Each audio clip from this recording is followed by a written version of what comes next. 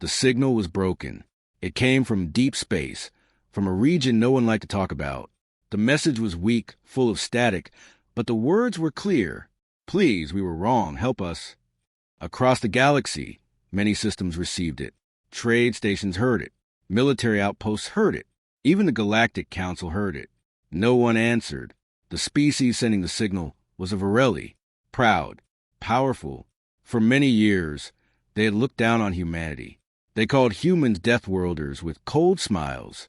They said humans were too violent, too emotional, too dangerous to trust. Now their planets were burning. A silent enemy fleet had entered Varelli space. No warnings, no demands, just destruction. Defense stations vanished in seconds. Cities fell in fire. Their great warships were cut apart like metal scraps. The Varelli had begged the Council first. The Council stayed silent. No one wanted to fight an unknown enemy. On Earth, inside a quiet command room under the moon's surface, human officers listened to the same message. The room was dark. The signal played again. Please, anyone. A young officer looked at the Admiral. Sir, they once tried to isolate us. The Admiral did not look away from the screen. Yes, he said calmly. They did.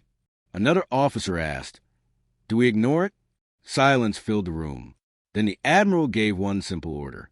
Wake the Deathworlder fleet. Far above Earth, massive human warships powered on. Engines burned bright against the dark. The galaxy had refused the call. Humanity did not. And somewhere in burning Varelli space, something new entered the system. Something fast. Something deadly. Something human. Rocket. The Deathworlder fleet did not travel like other fleets. There were no loud announcements, no proud broadcasts, no warnings. They moved in silence. Massive human warships slipped through jump space, their engines glowing like cold stars. Their hulls were dark, built for war, not for show.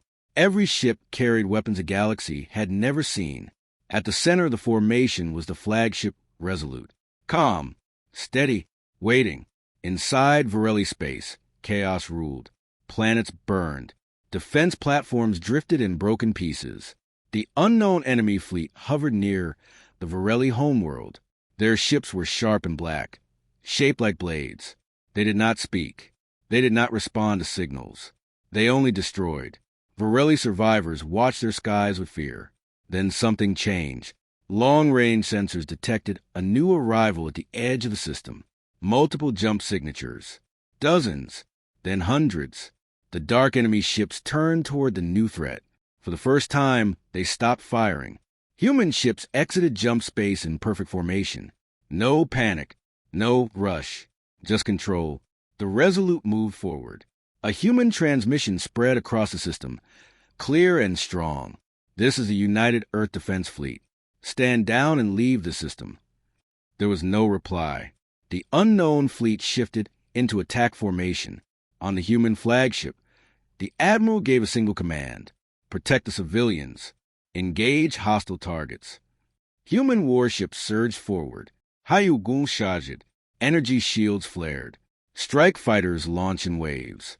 The first enemy ship fired. It was a mistake. In seconds, space lit up with human firepower. The battle for Varelli space had begun, and the galaxy was about to understand why humans were called Deathworlders. The first clash shook the system. Enemy beams cut across space, bright and fast. One human cruiser took a direct hit. Its shields flashed, cracked, but did not fall. Then humanity answered. Railguns fired in perfect rhythm. Solid metal rounds crossed the distance in seconds. The first enemy ship exploded into fire and fragments. The Varelli had never seen weapons like this. Human ships did not retreat.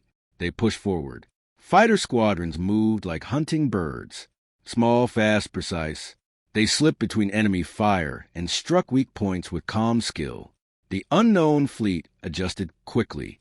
Their ships formed tight patterns. Black hulls shifted shape. New weapons powered up. A wave of energy hit the human line. One destroyer's shields collapsed. The ship burned, but it did not drift away. Instead, it accelerated straight into the enemy formation. Impact in 3, 2, 1. The destroyer detonated in a controlled blast, tearing two enemy ships apart. The Varelli watched in shock. Humans did not fight like the Council fleets. They did not protect their pride. They protected the mission. On the flagship Resolute, the Admiral studied the battle calmly. Enemy adapts fast, an officer said. Yes, the Admiral replied. So do we? New orders spread instantly across the fleet. Human ships changed formation. Weapons switched modes. Frequencies shifted. Tactics evolved in real time. The next enemy volley missed. The next human strike did not. One by one, black enemy ships began to fall. For the first time since the invasion began, the Dark Fleet was losing ground. But then, deep behind their formation, something massive began to move. A ship larger than all the others. And it was waking up. The massive ship moved slowly at first. It was not shaped like the others. It was larger, heavier, covered in layered armor that looked alive. Dark energy pulsed across its surface like a heartbeat. Even human sensors struggled to read it.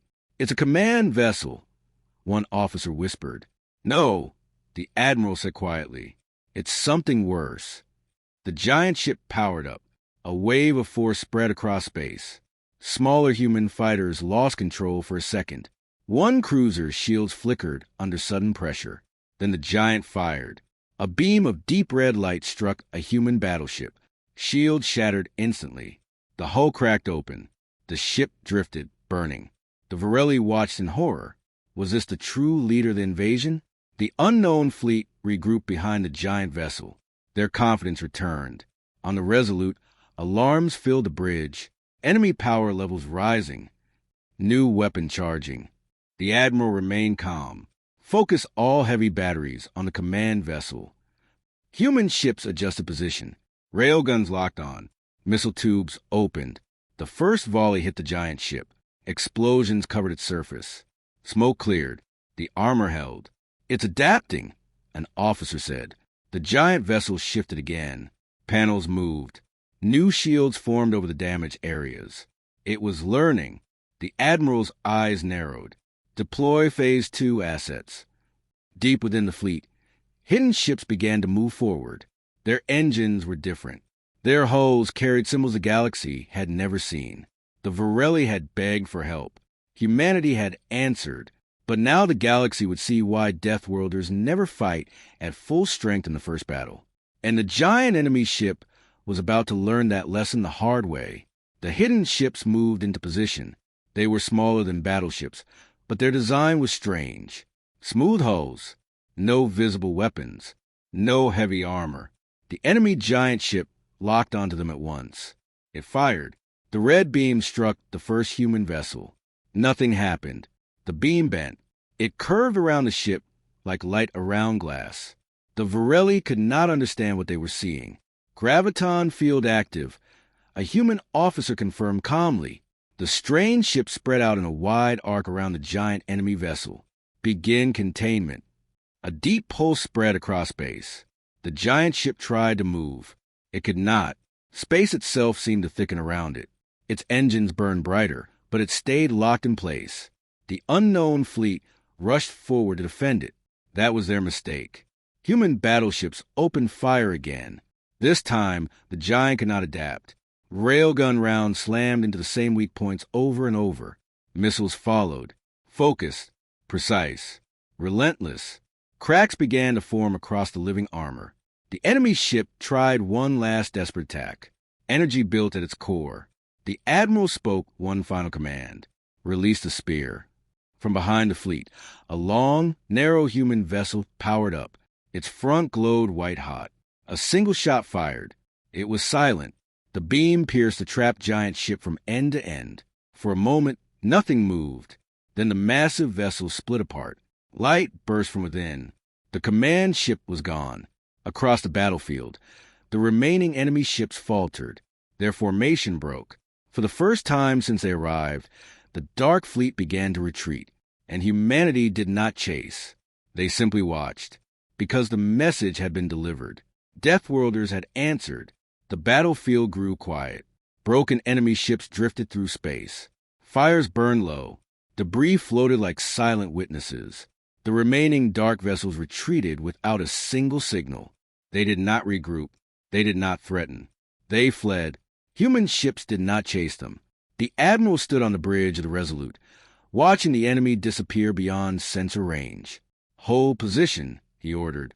"Rescue operations begin immediately." Human cruisers moved toward damaged Varelli stations. Medical ships deployed. Rescue pods launched.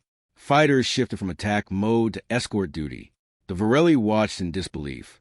These were the same humans they once mocked. The same Deathworlders they called unstable. Now those Deathworlders were pulling survivors from burning cities.